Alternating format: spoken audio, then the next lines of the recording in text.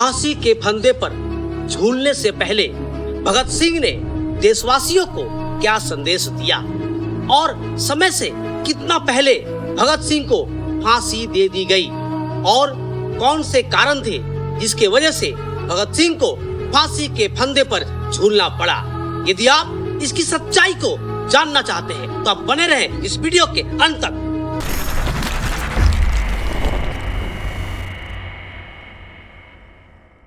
भारत को आजाद कराने में सभी क्रांतिकारियों की अपनी अपनी भूमिका है। उन सारे क्रांतिकारियों में भगत सिंह की अपनी अलग भूमिका है। भगत सिंह बहुत ही निडर और बहुत ही बहादुर थे।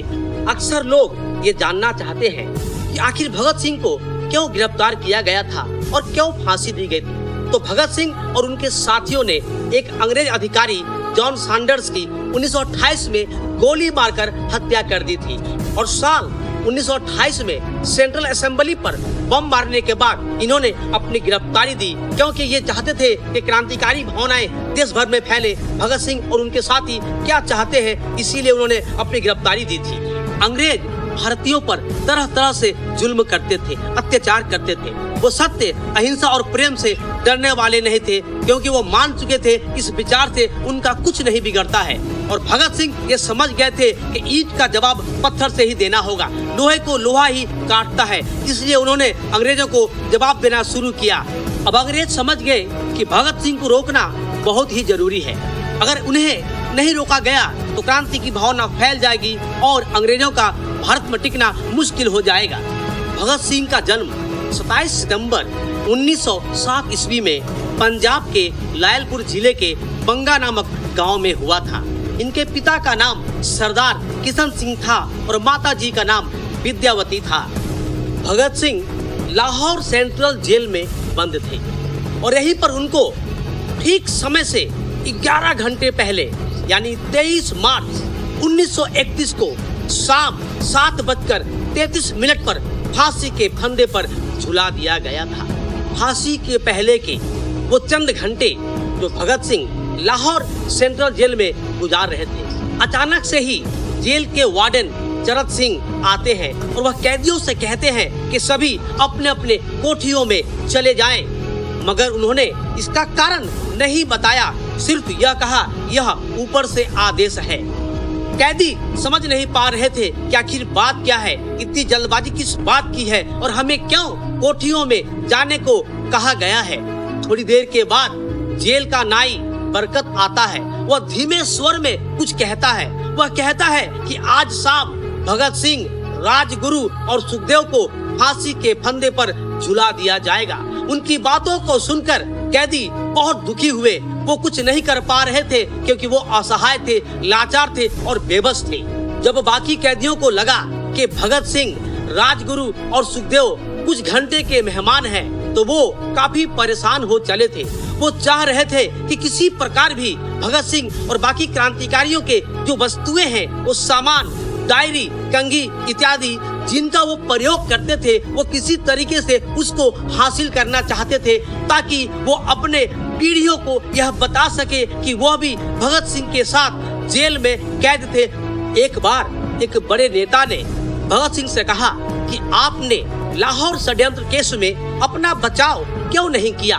भगत सिंह ने जवाब दिया कि क्रांतिकारियों को, इनकलाबियों को मरना ही पड़ता है और उनके मरने से ही आंदोलन को मजबूती मिलती है, और यदि हम कोर्ट में अपील करते हैं तो हमारा आंदोलन कमजोर पड़ जाएगा। इसलिए क्रांतिकारी अपनी जान को देकर लोगों में देश प्रेम की भावना को भरते हैं। भगत सिंह को फांसी दिए जाने के 2 घंटे पहले उनके वकील प्राणनाथ मेहता उनसे मिलने जाते हैं। वो बताते हैं कि भगत सिंह अपने जेल में इस भांति चल रहे थे मानो कोई शेर पिंजरे में टहल रहा हो। उनके चेहरे पर भय का नामो निशान नहीं था। उनके चेहरे पर एक हिम्मत की वो भावना थी जो देश के लिए कुछ करना चाहता है, देश के लिए मर मिटना चाहता है। वकील ने उनसे पूछा कि आप देशवासियों को क्या संदेश देना चाहते हैं। भगत सिंह थोड़ी देर चुप रहे, फिर उन्होंने कहा वह कहना चाहते हैं कि साम्राज्यवाद मुर्दाबाद, इनकलाब जिंदाबाद। अंग्रेज अधिकारियों ने भगत सिंह, राजगुरु और सुखदेव को बता दिया था कि उनकी फांसी कल यानी 24 मार्च को नहीं 23 मार्च को ही दी जाएगी, यानी तय समय से 11 घंटे पहले उनको फांसी दे दी जाएगी। थोड़ी देर के बाद उनको कमरे से बाहर निकाला गया और वो तीनों बड़ी बहादुरी से बाहर आए और देशभक्ति गीत गाते हुए आगे बढ़े जा रहे थे। तीनों क्रांतिकारियों को स्नान करने को कहा गया, फिर उन्हें काला कपड़ा पहनाया गया और उनके मुख को खुला छोड़ दिया गया। इसी बीच जेल अधिकारी आ रहे थे, उनके आने की आवाज सुनाई पड़ी, उनके पैरों में जो जूते थे उनकी आवाज सुनाई पड़ी और आवाज से पूरा जेल गूंज रहा था।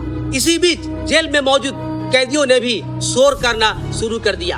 भगत सिंह और बाकी साथियों ने उस वक्त बिना डरे एक गीत गाया, सरफरोशी की तमन्ना अब हमारे दिल में है, देखना है जोर कितना बाजुए का दिल में है, और इनकलाब जिंदाबाद, भारत आजाद हो, हिंदुस्तान आजाद हो, इन नारों से जेल गूंज उठा। भगत सिंह और उनके साथी फांसी के फंदे के सामने खड़े थे। भगत सिंह बीच में खड़े थे। भगत सिंह ने कहा, उन्होंने अपने माताजी से वादा किया है कि फांसी के फंदे पर झूलते वक्त वह केवल इनकलाब जिंदाबाद का नारा लगाएंगे। और इस वक्त तीनों को फांसी के फंदे पर चढ़ाया गया। क्रांतिकारियों ने जोर जोर से इनकलाब जिंदाबाद के नारे लगाए। वहाँ मौजूद सारे कैदियों ने यह गीत गाए, सरफरोशी की तमन्ना अब हमारे दिल में है, और यह नारा इनकलाब जिंदाबाद, हिंदुस्तान आजाद हो, इसके नारों से पूरा जेल गूंज उठा। कहा जाता है कि जब उन तीनों को फांसी दी गई तो इनकलाब जिंदाबाद और सरफरोशी की तमन्ना, ये जो नारा था, यह जेल के बाहर मीलों दूर तक सुनाई पड़ा था। वे तीनों शहीद तो हो गए, लेकिन देशवासियों में देश प्रेम की भावना भर गए, देश के लिए जीने मरने की भावना को भर गए, जिन्हें मिटाना अंग्रेजों की बस की बात नहीं रही। तो दोस्तों, इस वीडियो में हमने बताया भगत सिंह के वो आखिरी घंटे जो उन्होंने फांसी के पहले गुजारे थे। दोस्तों, यदि आपको वीडियो अच्छी लगी हो तो आप कमेंट में जय हिंद इनकलाब जिंदाबाद जरूर लिखें। यदि वीडियो अच्छी लगी हो इसे लाइक करें, शेयर करें और हमारे चैनल को सब्सक्राइब करें। मिलते हैं आपसे ऐसे कुछ अनोखे वीडियो के साथ, तब तक के लिए जय हिंद जय भारत।